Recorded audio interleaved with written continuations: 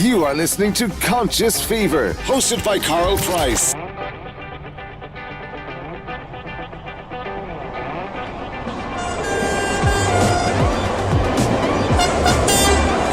Ladies and gentlemen, the moment you've been waiting for. So listen responsibly.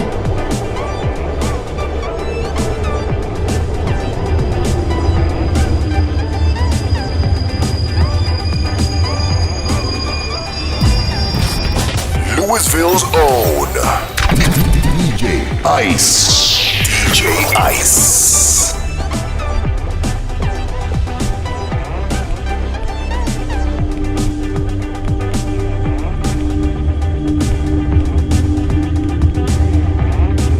You are listening to Conscious Fever, hosted by Carl Price.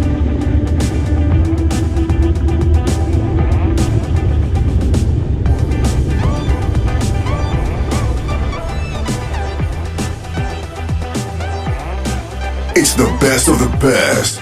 It's the one and only DJ Ice, Louisville's coldest DJ.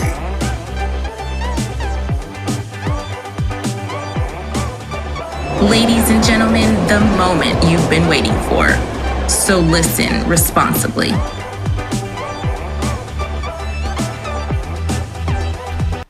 Hey, good evening. Welcome to Conscious Fever here on Ice Entertainment Television and Conscious Fever Radio. I am Carl Price, your host. Thanks for joining us tonight. Got a very interesting show tonight, as always. Welcome to the show. Thanks for joining us. I look a little too colorful tonight, so I'm going to take these glasses off. How's everybody doing tonight? Just give me a thumbs up. Welcome to the show. Thanks for joining us.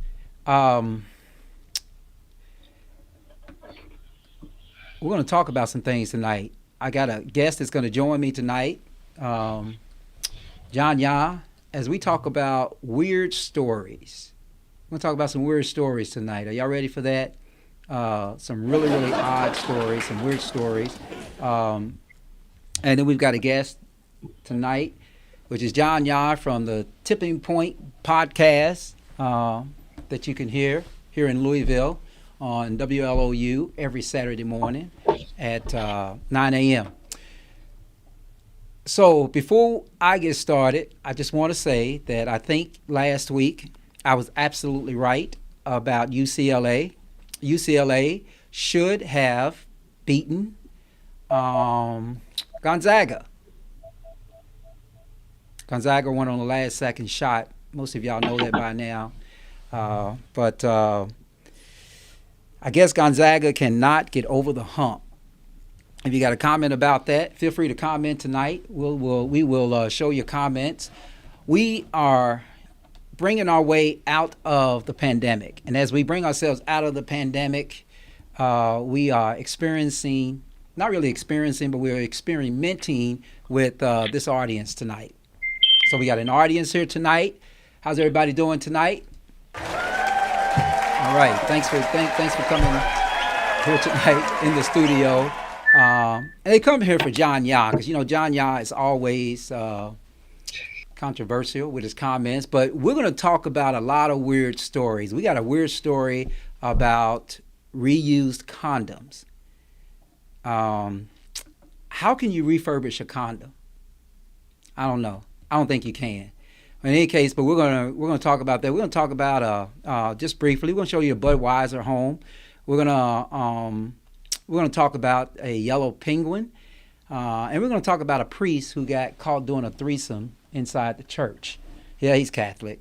I don't mean to piss on the Catholics, but it's just kind of weird.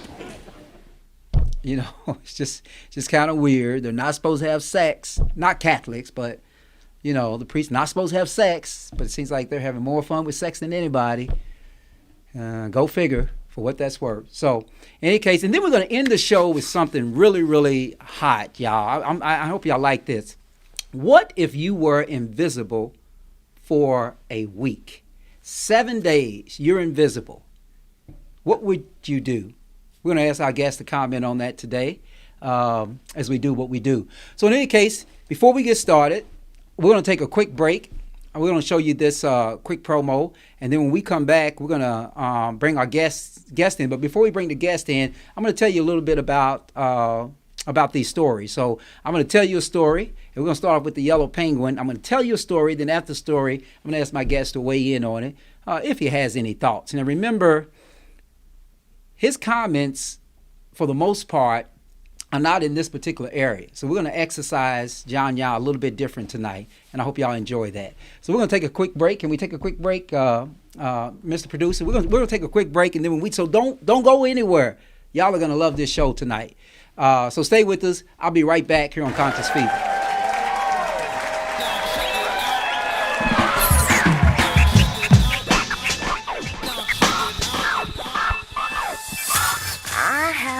And I have fallen, don't you worry about me, 'cause I've stood up, yes I have grown, the pain has set me free, and like a broken record in my head.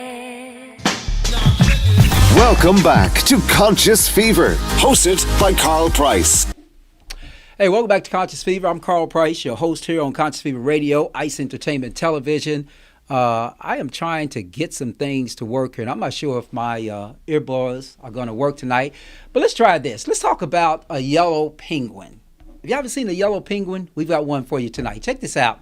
A wildlife photographer shared a once-in-a-lifetime photo of what he believes is a, quote, never-before-seen yellow penguin.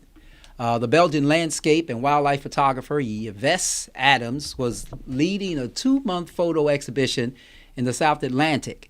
This was in December a couple of years ago, when the group made a stop on an island in South Georgia to photograph a colony of over 120,000 king penguins. While unloading some safety equipment and food onto Salisbury Plain, Adams noticed an unusual sight he had never seen before: a penguin with bright yellow plumage. He said, "I'd never seen or heard of a yellow penguin before," the photographer tells Kennedy News. There were 120,000 birds on that beach, and this was the only yellow one there. Interesting. It's a beautiful photograph. If you haven't seen a yellow penguin, I'm going to bring my guest in, see if he can give us some feedback on this. Brother Yah, how you doing tonight, sir? And I can't hear you. This is what I was afraid of. You got me? Can you hear me now? Go ahead, sir. Let me see if I can hear you now. Can you hear me now? I can hear you from that speaker, but we're gonna work on getting this speaker together. Anyway, a yellow penguin. A yellow penguin.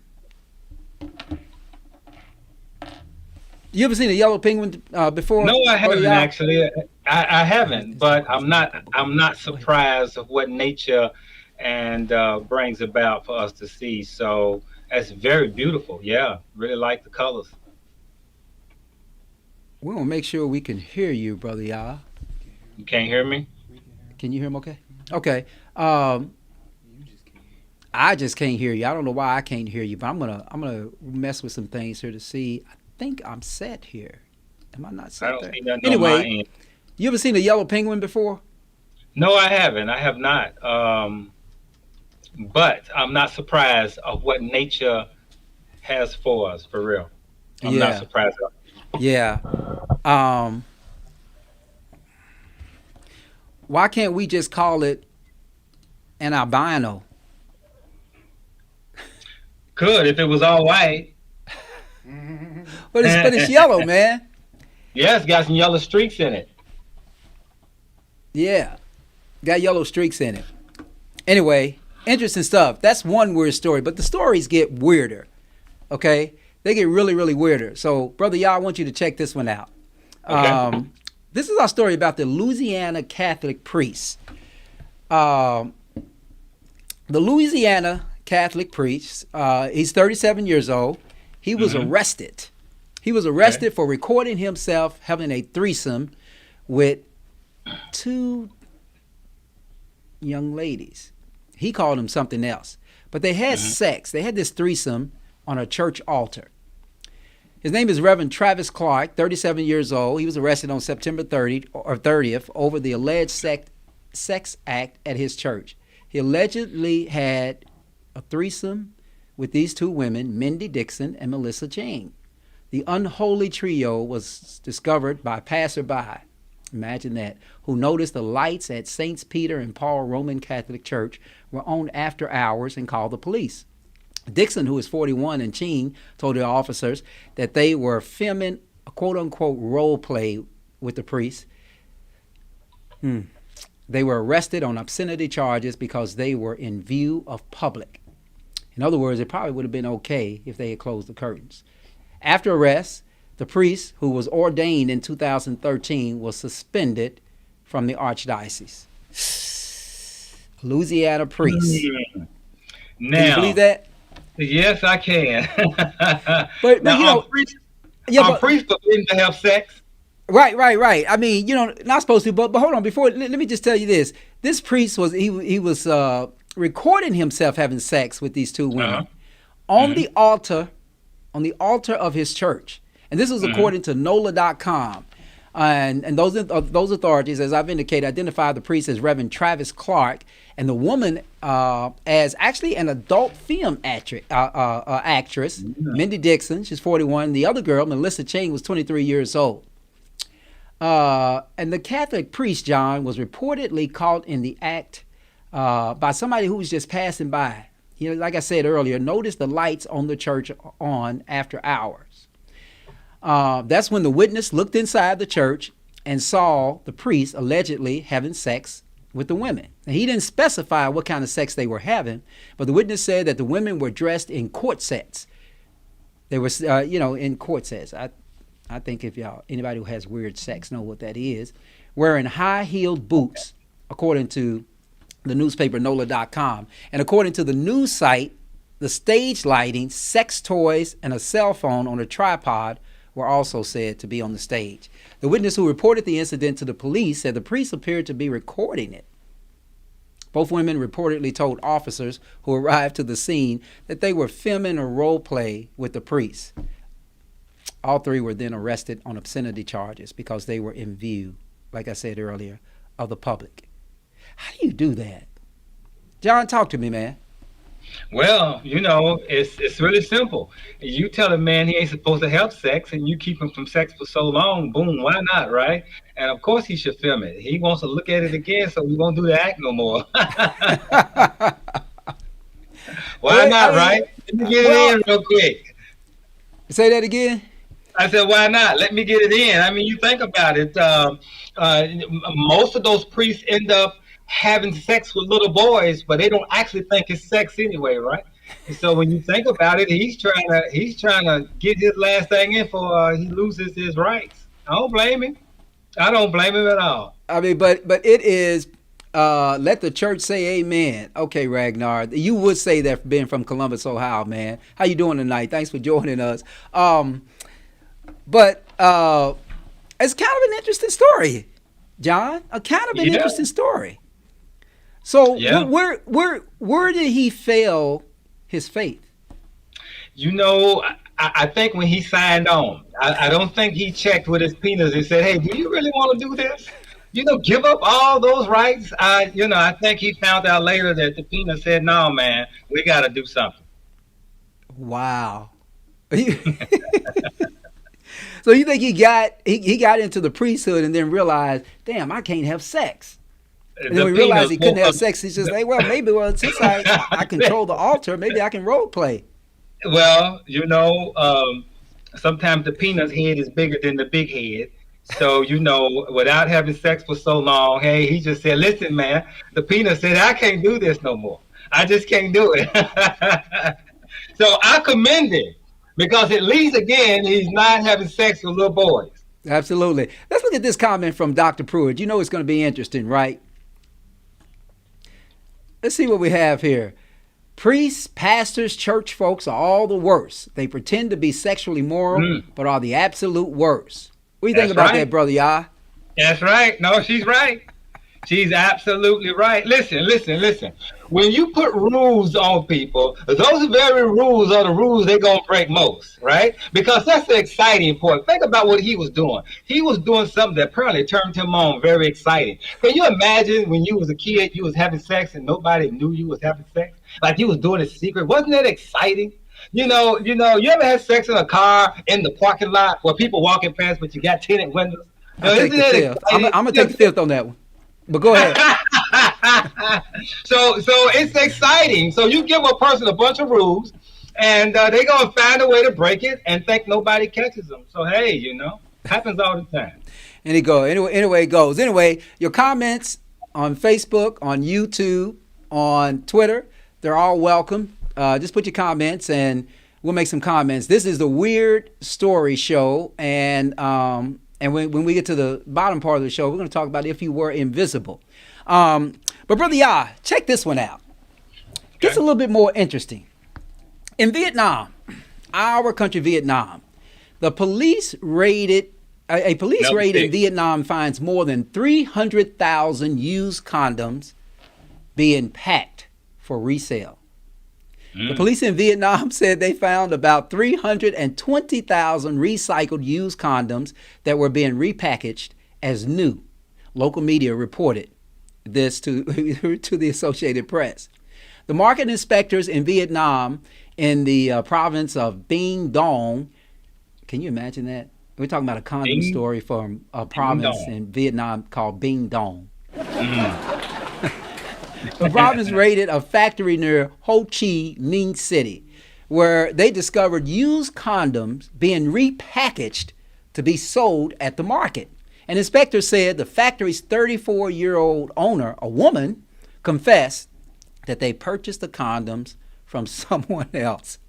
The state-owned Tui Trade newspaper reported, according to the AP. But after buying the condoms from a man, they were washed,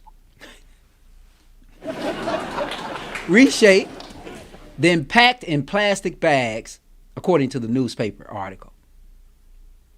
The video taken by Vietnam's state broadcaster, VTV, and obtained by the Reuters news agency shows sacks filled with condoms. It also shows tools apparently used to wash and reshape the condoms in the factory. VTV said it was unclear, y'all ready for this world, how many used condoms were already resold. A health official quoted by Tui Trade newspaper said that the condoms were an extreme health risk, you don't say, to users. And that was reported by the AP. Okay, y'all can comment on that if you want. But Brother Yah, talk to me, man. How sick have we become in this world? Well, you're talking about, what country is that from? Vietnam. Yeah, you're talking about a communist country that restrict you from having so many kids. Hey, there may be a condom shortage. And I think Vietnam has been, I think when we went to the Vietnam War, I think we turned that Vietnam kind of democratic. So it's kind of, maybe it's pretending to be a democracy and it's really still a communist controlled country. Who knows? Well, what I say is that a lot of those countries in Asia, they pay attention to not have a lot of kids they can't take care of, right, in poverty. And so maybe there's a condom shortage. And so somebody found a way to meet that demand. People want to have sex. You're probably living in a poor area where there is shortage of condoms. So he found the condoms and probably had people to donate them, wash them off and sell them again. It's a business. Think about it. If there was a condom shortage, listen. Condom shortage, wash the ones you got. Man, can you imagine just opening up a condom and saying, this don't smell right? Well, I look at it as actually some people really taking responsibility to making sure they ain't having kids they can't take care of. Well, look, did you see the comment? The comment was, wonder if that would hold up in child support court. I ain't have sex with that woman. Maybe it's something already on my condo. But how do you have to be really, really, really desperate. Yes. In your business. Can you imagine in your business finding half-burnt incense, coming back, repackaging them, and reselling them? Or is that not the same? That's not the same, but I've seen some of the craziest stuff dealing with my business. I never thought I'd see people stealing incense, but I've seen some videos of people taking much of the whole rack out the door. And I was wondering, wow, after everything else you take incense. I would thought that would be the least thing you take. But yeah, they take it out and take it in the street and resell it. Interesting stuff. But yeah, man, I can't. That is something that that is losing me, is this thing about condoms. I cannot. Well, what I really want to say is that there are a lot of things in this world that makes you want to stop having sex when you want to have controlled sex, and that story is one of them. Yeah, well, I don't think it'll stop. It would stop the urge of wanting to have sex. But if you're living in that type of country, then and so you want to complete your job, and if you can't find no condoms, hey, they're gonna do what they're gonna do. Some people will use sandwich bags. Thank God for condoms there. You got the audience laughing here, brother Yah. Here's our next weird story. I think it's a weird story. I may be the weird one, but this is about Budweiser. Okay, y'all know the Budweiser beer. I'm sure y'all are familiar with the Budweiser beer. But this man refers to himself as King of Condos. John, he's a Navy veteran. He's actually a veteran of the Navy, but his 2-bedroom apartment is covered in empty Budweiser cans. And his house is going up for sale for $100,000. This is an apartment with Budweiser cans covering nearly every room from floor to ceiling, and has gone on sale. And his place has gone on sale for $100,000. Now, I guess this is just for beer lovers. It's probably not for me. But the 815 square foot property in Lake Worth, Florida. So anybody, if you listen to us in Florida, you're not too far from Lake Worth, and you love Budweiser beer, maybe this is something for you. It has 2 bedrooms and 2 bathrooms, but a couple of Budweiser signs welcoming visitors outside the home give only the tiniest hint of what is inside. The home's former beer-loving owner, who is reportedly a United States Navy veteran who died in June, spent 16 years plastering nearly every wall and ceiling with empty cans of the popular beer. And with some stunning photos demonstrating the neatness of their creation. Check out this first picture. The living room, both bedrooms, kitchen, and walk-in wardrobe are among the rooms seen with the red and white cans adorning the walls and ceilings. Check out this picture. The 850 square foot property in Lake Worth near West Palm Beach has 2 bedrooms and 2 bathrooms, but its unique feature is the empty Budweiser cans covering nearly every wall and ceiling pictured. The dining room, for instance. Here's another picture. The home's former beer-loving owner, who is reportedly a United States veteran named Mike Amelet, who died in June, spent 16 years plastering nearly every wall and ceiling with empty cans of the popular beer. And this is the picture of the bedroom. In the pint-sized kitchen, check out the kitchen. The appliances, including the oven and the fridge and the work surfaces, are mercifully free from cans. But any new owner can still enjoy their presence on the walls. Amelet is said to have bought his home in 1986 and started collecting cans after drinking them. He then began the project to decorate his home in 1990, according to Chris Johnson, the representative for his estate. This living room picture again, the decoration has been done very neatly, demonstrating this man's commitment, this veteran's commitment to his beloved beer and home. The walk-in wardrobe, plus 12, the decoration has been done very neatly, demonstrating the veteran's commitment to his beer, for it all. And then this last picture says that she, I don't know if this was a real estate agent that says she only realized that the home was adorned with actual cans when she walked in and discovered this unique featured. So I guess, Brother Yah, you have to love this stuff? Well, look, you know what I see? I see someone that had a passion, and they did what they did for a little of nothing, just a passion.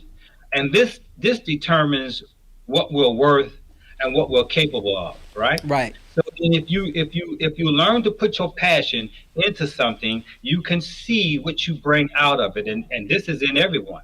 So when you think about it, the value is in his passion and what he did. I thought it was beautiful art. I guess they agree with you. But look, check this out. So this whole thing about beer, but I noticed that this story said that he was no longer living. You think he drank himself to death? Probably so. He probably died of liver cancer. So a lot of damn beer. Yeah. I don't think I love anything that much. I'm not sure if I were married, if I would love my wife that much to decorate my home and my walls, everything but most of the kitchen and the 2 bathrooms with images of her. I got to be really in love to do that. Yeah, well, think about it. It's a passion. And I think when I find people in business, you see somebody that's excited about the product, you see them put passion into it. And one of the things that I try to talk about a lot is that if you want to find your way in life, your journey, find your passion and do it for nothing. Just do it just because. Yeah. And then watch the money come in. Yeah. I ain't scared of you motherfuckers. I guess that he's selling the house for $100,000. So Made it value. See, he put value in it by putting his love into it. Yeah. And I think that's down close to Daytona too. So the Budweiser and Slingers, I guess they like it. The Budweiser lovers that come down for the Daytona 500 will probably love it. But listen, man, we're gonna go into another part of our show, and for y'all listening to us on social media, I want y'all to stick around. We're gonna take a quick break, but when we come back, we're gonna talk to John Yah about the invisible. The invisible. What would you do if you were invisible? What would you do if you were invisible? We're gonna pose that to John Yah. And I will warn you, if you want to post a comment, you can do that, but understand that your comment actually defines who you are. What would you do if you were invisible? Would you prank somebody? Would you give somebody gratuities and gifts? I don't know, but we're gonna find out. This is Conscious Fever on Ice Entertainment Television. Conscious Fever Radio. I'm Carl Price, your host. We're going to take a quick break, and when we come back with our guest and our co-host, John Yah, we're going to talk about and listen to comments. What would you do if you were invisible? Let's say for 1 week. All right, we'll be right back. You love me. You love me not.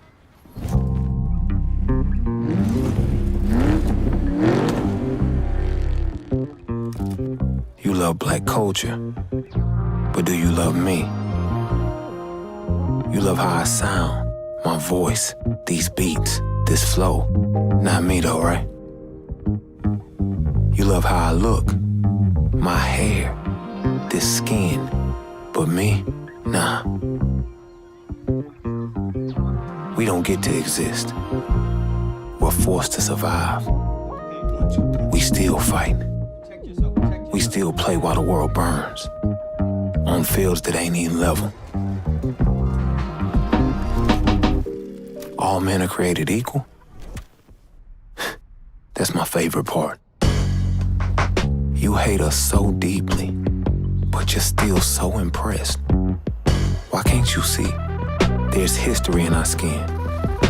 You built this country on our backs. I'm him, he's me, she, us, we are all black.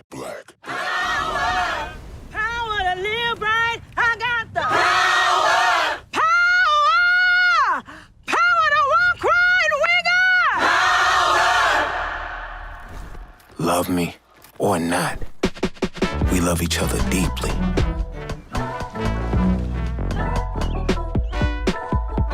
We gon' be us. We gon' break bread. We gon' defy defy gravity. You love my culture, but do you love me? What a world that would be.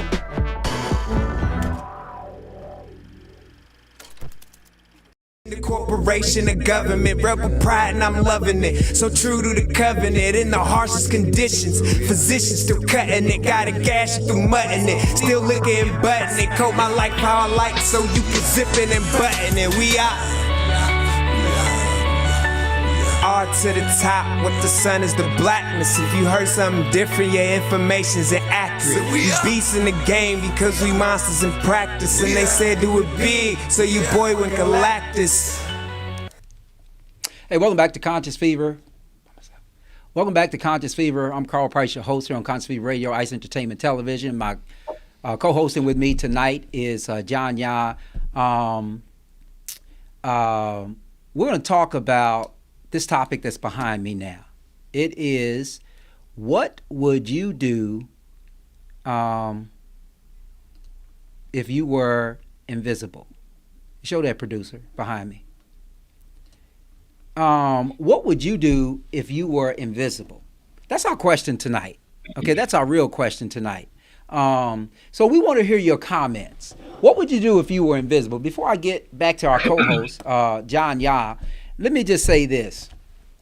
I thought about this, and I thought about that I better be careful on what I say, because it really would define my personality in a sense. But if I were invisible, if you couldn't see me, what would I do?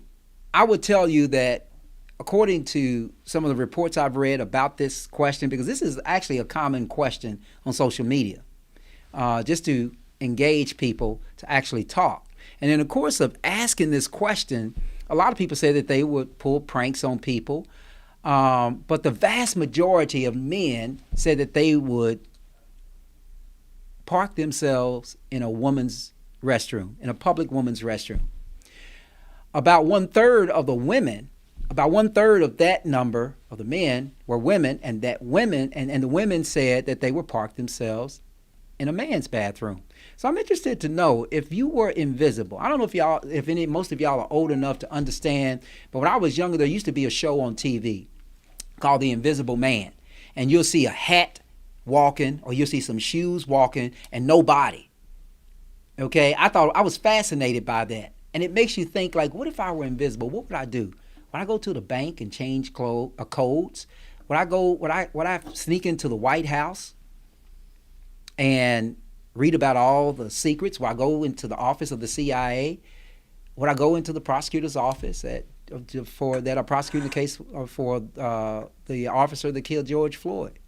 I don't know. What y'all think? I'm gonna bring my guest back, John Ya. My brother, thought-provoking. Really thought-provoking, my friend. What would you do if you were? I'm gonna put you on the spot, my brother, if that's okay. Okay. Can I put you on the spot? Okay. What would you do if you were invisible? What would I do? And I have how long? 1 week? You have 1 week. Well, I would do two things. One is, I would sit with the wealthiest people and to learn their secrets or what is next in their move that they're making. I would want to also get behind some of the greatest secrets just to reveal to people of melanin that you are concerned about the wrong thing. Right? But yes, I would sit around some of the most wealthiest people, right?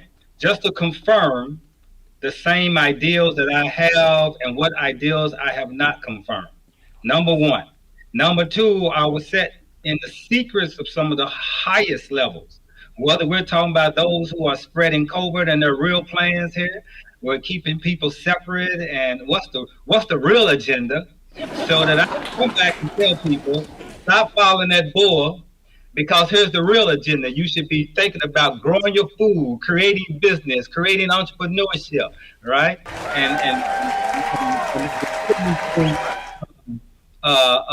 financially stabilizing yourself. That's what I would do. I would set in some of the top secret people and what's going on, especially people who are wealthy, just moving things.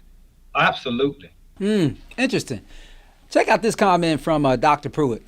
Dr. Pruitt, we feel like Dr. Pruitt is just a co-host also. She says, if I were invisible, I'd prompt people to love, I missed that, love, do righteously and think positively. I like that, Dr. Pruitt.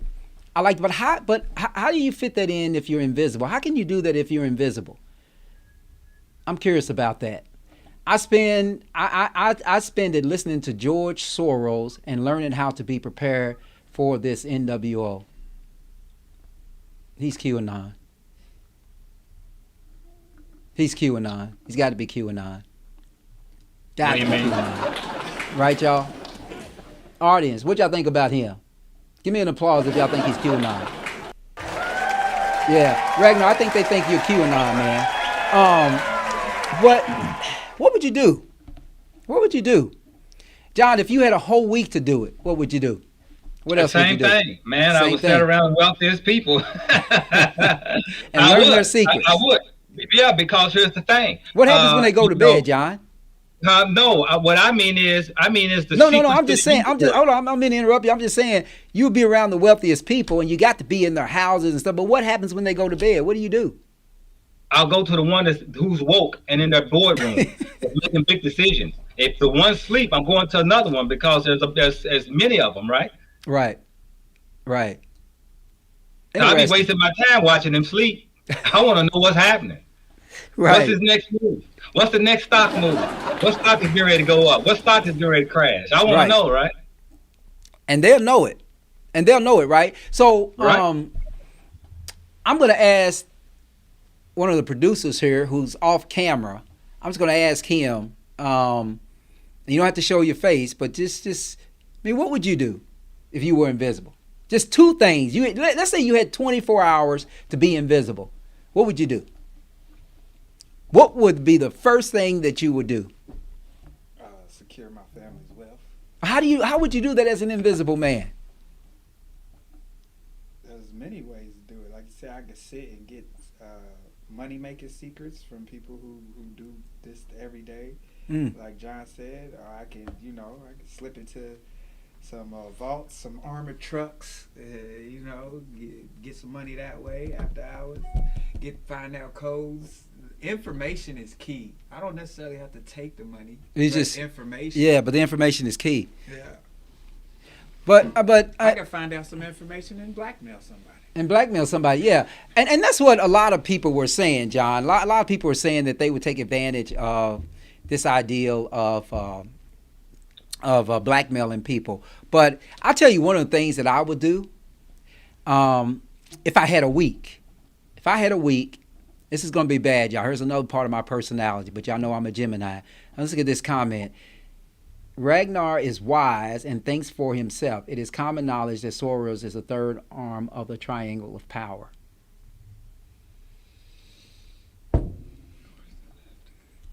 What about Barry White? We got some Barry White tonight. Barry White's going to help us comment on some things here. I provide you with enhancement for your romantic evening. It's for you, Dr. Pruitt. Play that over. Your thoughts. I don't want to disturb your mood, but you learn.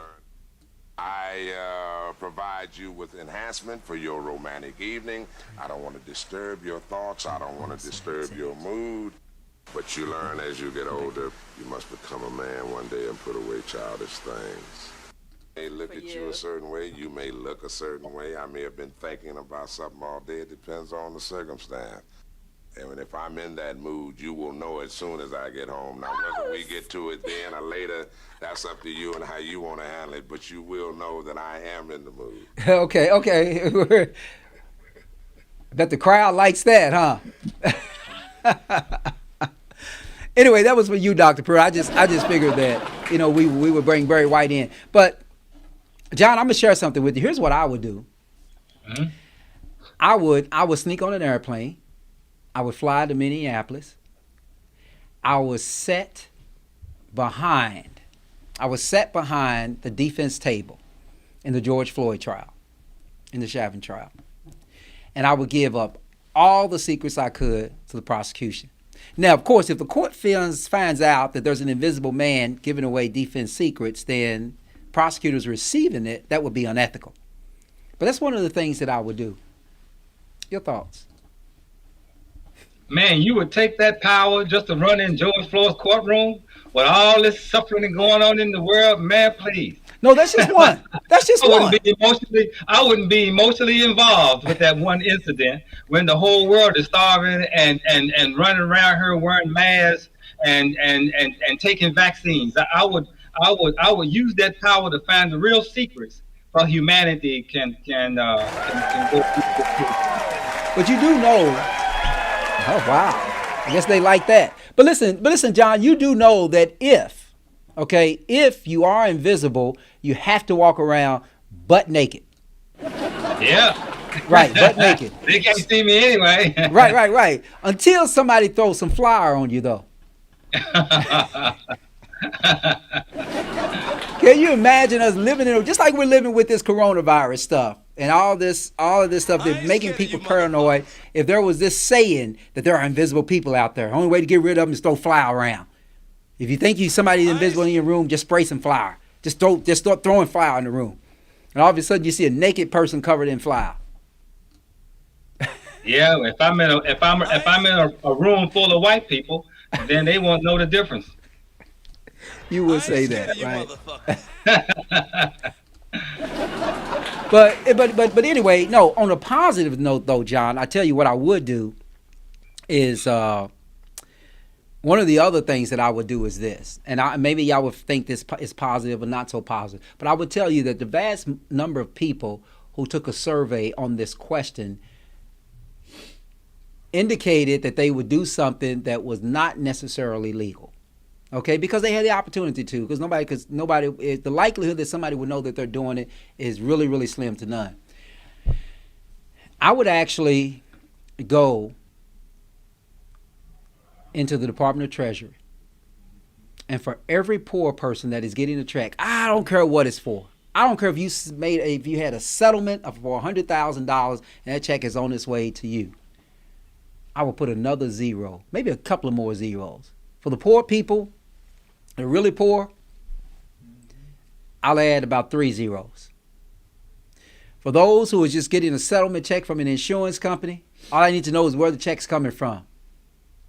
And I'll go as an invisible person, to the extent that I could, I'll add another zero there. So the 100,000 then becomes, I think it's a couple of more zeros, right? 100,000 then becomes $1 million. I add enough zeros to make it $1 million. Yeah, y'all like that, right? That's what I would do. What do you think?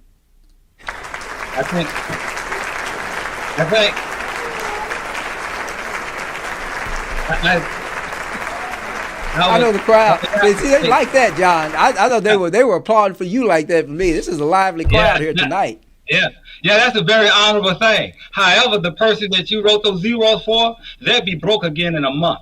So if I had that power, I would change their mindset so that they can have a better mindset. Instead of coming from a side of lack, they'll come from a side of abundance, and they'll be able to eat and pull in the wealth themselves. Yeah. But how could you do that as an invisible person? Huh? What would you do as an invisible person to make that happen, though? Well, I mean, if I had that power to give them a check with some extra zeros, I have the power to change their mindset and get them to see something, whether I put something before them that they can see that they have the ability to gain the wealth that they want on their own. Again, if if a person has a poor mindset, no matter how many zeros you give them, they're going to be broke again. Look at all the ball players that make millions of dollars. 60 to 80% of them is broke after 5 years after they become retirement, because they came from that environment. So if again, and they proved it, people win lottery broke again, right? So it's the mindset. I would somehow find a way to change the mindset. Right, but how about this guy that would win the lottery? I mean, listen to what this guy says that he would do if he won the lottery. If you won all the money, what would you do with it? Bunch of hookers and cocaine. That's the poor mindset. That's it. Is that what you're talking about? Yeah, that's what I'm talking about. Give those extra zeros and hookers and cocaine. Woo! That's Is it. Is what One he day said. done. You can't handle Yeah. the truth. Interesting stuff. Interesting stuff. But let me read some comments here. So Dr. Pruitt has indicated, let's see, I already prompt people telepathically. If I were invisible, I'd do it on a larger scale. I'd nudge them and direct their paths and thoughts energetically. How would you do that as an invisible person? I'm just thinking. Dr. Pruitt, but let me just say this. And I hope you don't take this the wrong way. You got that Barry White keyed up. I hope you, not yet though, but I hope you don't take this the wrong way. If you were invisible, Dr. Pruitt, don't take this the wrong way now. I don't want to put you on the spot. If you were invisible, I would stock my house with flour. And so, I probably shouldn't say anymore, right? And so, when you came through, I would just be throwing flour. They say, oh, I think she's in the neighborhood. So I'll just throw flour. Because you can't be wearing any clothes if you're invisible. Because then your clothes will be moving. I hope that doesn't rub you the wrong way. What do you think, Barry? I provide you with enhancement for your romantic evening. I don't want to disturb your thoughts. I don't want to disturb your mood. Anyway. John, your face never moved when I said that. About Dr. Pruitt? Yeah. Just imagining. I was hoping that she would give us a response to that. Anyway, I'm just baiting you, Dr. Pruitt. I'm just baiting you. Anyway, okay. There you go. What did the crowd think about that? She says, I'd be okay with that. LOL. Anyway, I think that there's a lot of things y'all need Jesus. She says we need Jesus, John. You need Jesus, bruh? Do you need Jesus? I'm talking to you, John. That's what she just said. Y'all need Jesus. Listen, I need Jesus just as bad as I need the tooth fairies to put some money under my pillow. That's one thing you can do. You can go as a tooth fairy and put money under people's pillow, invisibly. Make a better life for them. For the ones that would use it wisely, if you want right? all the money, what would you do with it? Bunch of hookers and cocaine. Yeah, except for him. Except for him. Anyway, John Yah has been co-hosted with me tonight. He is a regular here on Conscious Fever, and we thank him for coming and joining us. We're running close to the time, but John Yah is one of the hosts of the show, the podcast, The Tipping Point, which goes on for a long time after it goes off the radio. It's on WLU from 9 a.m. to 10 a.m. And then off of WLU, you can catch him on Facebook at The Tipping Point. And man, y'all just go on The Tipping Point, right? I know, man. I know. Sometimes it just seems like this time just flies. So we having a good time. And that's what I like about it. Yeah. Well, I thank you for joining me tonight. Any last words, man? If I were the invisible man. Well, like I said, thank you for having me. And yes, the invisible man piece. That's what I would love to do, is basically reveal to people how you can unlock the universe and live the life that you want. You know, it's interesting you said that, but you know, like I've always asked a question: if you had two doors you can go through, one of the doors is live the life you have, and the other door is live the life that you want, what would you choose? I've heard that before. What would you choose? If I say that again, there's two doors: live the life that you have, or live the life that you want. What would you choose? I would live the life that I want. Okay. I would live the life that I want. Yeah. And let me say this in answer that. A lot of people answer it that way, but I'm going to end it with this and say this is that speaks towards what you will want to see. I give you an example. Wouldn't you not want to see people that's not in poverty? Wouldn't you not want to see people starving? Wouldn't you want to see everybody living in abundance? So in a sense, the life that you want ain't good enough. if you want to see better, even for yourself and those around you. You know, I don't want to walk out my door and see people starving, digging in my garbage can. That's the life that I want. So we have to visual the life that we want in life. What do we want? And instead, people say, "I just want to be." You know, no, you don't. You don't want this. You have to want something because that's attached to your ambition. You, as a child, where you gonna be when you grow up? And this is one of the things why young men and women, you can't tell you where they're going to be in 5 years because they never imagine what they want. Instead, all they know is what they have. Right. Interesting. Well, Brother Yah, I want to say thank you for joining me tonight, my friend. We will bring you back once again. Y'all remember to tune in to WLOU FM, right, Brother Yah?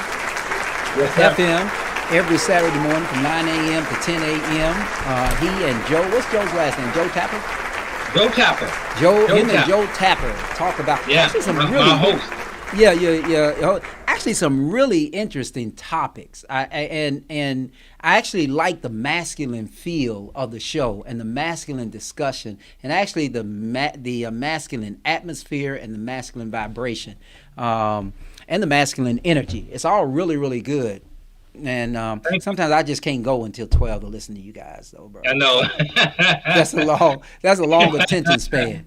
You'd be lucky to get me for an attention span for 30 minutes, especially on a Saturday morning. But if y'all want to do that, y'all can do that because the show is really exciting. Real good excitement on a Saturday morning, especially if when the weather gets warm, you go out to your patio, or go out on your front porch, turn it on, and just check it out. And then when they go off the radio, you can watch them, having a good time. Y'all have a female co-host too, right? We had one, actually. We had one, and just didn't seem to work out, so we just kind of moved on. Too much masculinity, man. Too much testosterone there. Yeah, that's what some say. We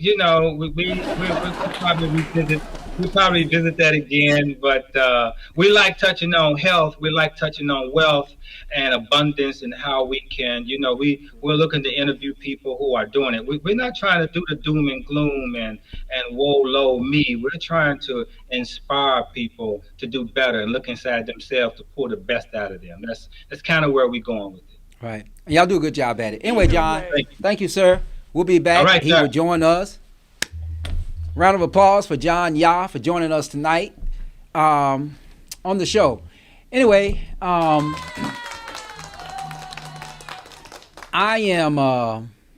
about to end this. What would I do if I was invisible? I hope y'all enjoyed that discussion. Anyway, I'm Carl Price. This has been Conscious Fever here on ICE Entertainment Television and Conscious Fever Radio on this actually balmy Thursday night.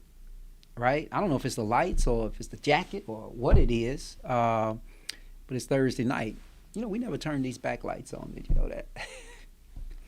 Guess we didn't need them. Anyway, y'all, thanks for joining us. We will see you all next week. We'll be back here next week here on ICE Entertainment Television, Conscious Fever Radio, and we will also be on the website. We are soon to be moving this to the website platform at www.consciousfever.com. You can always join us on YouTube, Twitter, and Facebook. Although we're getting away from Facebook just because we can. And then we have an RTMP for Instagram. Anyway, I hope your week stays positive. You found some very interesting stories tonight. I did, Tammy. What did you think about that? I'm going to tell you what really is sticking with me, Tammy, is that condom story. I just can't believe that people would stoop that low. But, we had a president named Donald Trump. So I guess, what can you expect now? You can expect almost any damn thing now. Anyway, I'm logging off. I'm sending y'all into these credits that's going to send us off. Join us next week. Listen, have a positive week, and keep the family of George Floyd in your prayers, and hopefully that this trial turns out the way that it should. I think the prosecution is doing a wonderful job. Although I would tell y'all one little tidbit before I let y'all go about that trial. I was a little offended with CBS, CBSN. That's the CBS News Network. That is their social media arm of CBS News. And the Minnesota branch was actually telecasting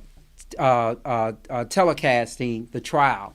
I was a little bit offended as a lawyer because there was a young black man. He was 50 years old. He was not really that young, but he was an outstanding expert on use of force. And when they labeled him, they didn't call him an expert. They called him a consultant.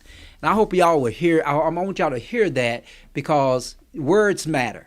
Okay, this man is not a consultant. He is a use of force national expert. And I wish we had the image of that, and we would actually show you that. Yeah, Leon Coleman, my friend, up in Ohio. That's just nasty. That is nasty, man. The condom thing, is that what you're referring to? Yeah, it really was nasty, man. I couldn't. I just couldn't imagine. I'm telling you, I just couldn't imagine. But anyway, I got to get out of here. We have to stay hopeful. Absolutely. Thank you guys for coming tonight here in the studios, joining us in here in the studio. We got to have you back. Hope you enjoyed the show. If you didn't enjoy the show, tell me on the way out if you get the ticket. You and the producers going to give them the ticket? On the way out? Okay. Give you a survey card to let us know. Anyway, I'm out. This is Carl Price. We'll see you next week. You are listening to Conscious Fever, hosted by Carl Price on 97thebeatfm.com. I was born by the river in a little tent.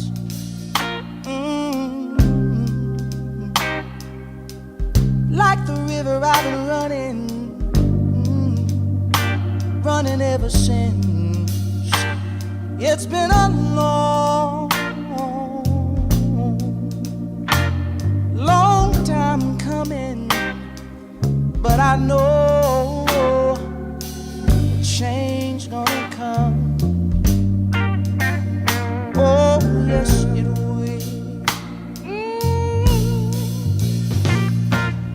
It's been too hard living, but I'm afraid to die. 'Cause I don't know what's up there beyond the sky. It's been a long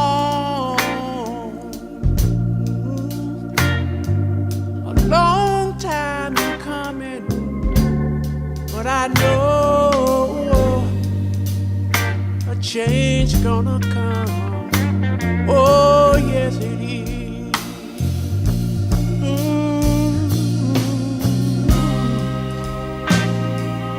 Then I go to my brother.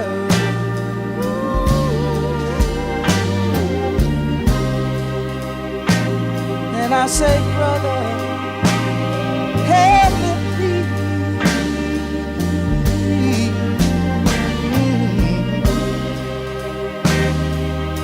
But he wind up